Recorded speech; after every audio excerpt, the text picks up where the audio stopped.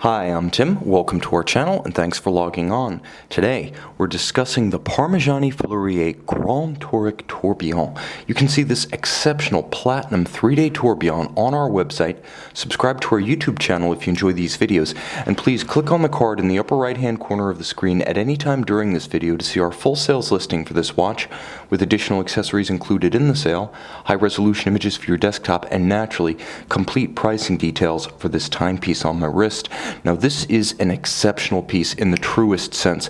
It's an exception to everything that has led you to become jaded, sated, perhaps even a little cynical about the watch industry. This is a watch whose name and image correspond, both at the absolute apogee of finish and execution. This is a watch 40 millimeters across the round of the case in platinum, not inclusive of the crown, that wears beautifully with a modern size but not oversized design.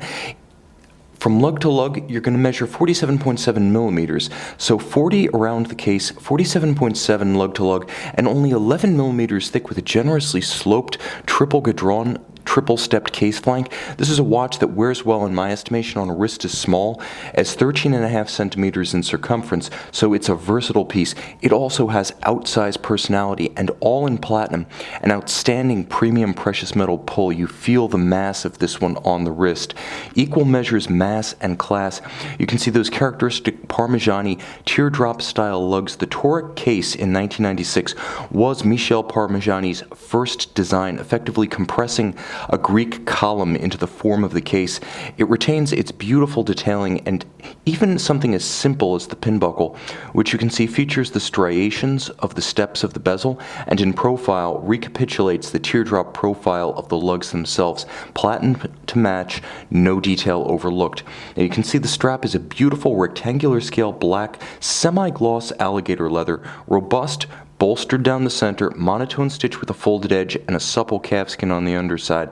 The case is relatively simple in its finish. It's all of high polish, but immensely complex in its contours and assembly. Now you can see that the lugs are the soldered or welded kind, effectively joined to the flank of the case and then hand finished to remove any evidence of the welded joint. The exceptional double finish, polish on the flank, polish on the lug, is a testament to the craftsmanship, and that's just the case. You can see there's a beautiful compound curve to the case flank, as it's rounded top to bottom and beautifully curved flank to flank. Now the guidons feature striations inboard that remind you the imagery is drawn from Grecian classicism, but inboard, this is the main event. As spectacular as the case is, as nuanced as it is the dial, which is one and the same as the Parmigiani Fleurier caliber PF280. Now you could see that it features a vintage pocket watch aesthetic, albeit inverted and paired with javelin hands and a filigree style tourbillon,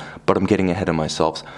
This is a watch that features a step down from the bezel in the form of a metallic satin brushed rayhaut. You read the minutes off against the longer of the two blue javelin hands, and then the plane of the dial, which is again one and the same as the main plate of the movement.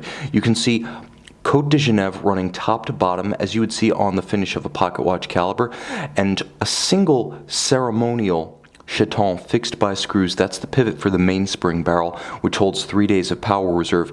Now, there are two acute angles on the dial side, that representing the toughest single mission for a finisseur in Swiss high horology, I should say Swiss or anywhere else, executing the sharp cleft of an acute angle, and you get two on either side of the cannon pinion, is the ultimate achievement. Compared to that, the beautifully hand-rounded anglage, which you can see shimmering and shining beneath my thumb, is an outstanding achievement in its own right, executed by hand, not with a machine. You can see the difference without a loop on this watch. But in my opinion, the highlight of the finish is this specular finish, completely rounded bridge for the tourbillon. Now, specular is mirror quality. It's hard to achieve when you're looking at the cleft of a acute joint while executing anglage. It's almost impossible to pull off while executing a fully rounded structure with no flaws, no distortion, and that's exactly what you get. Now, all the screws are finished to the same standard.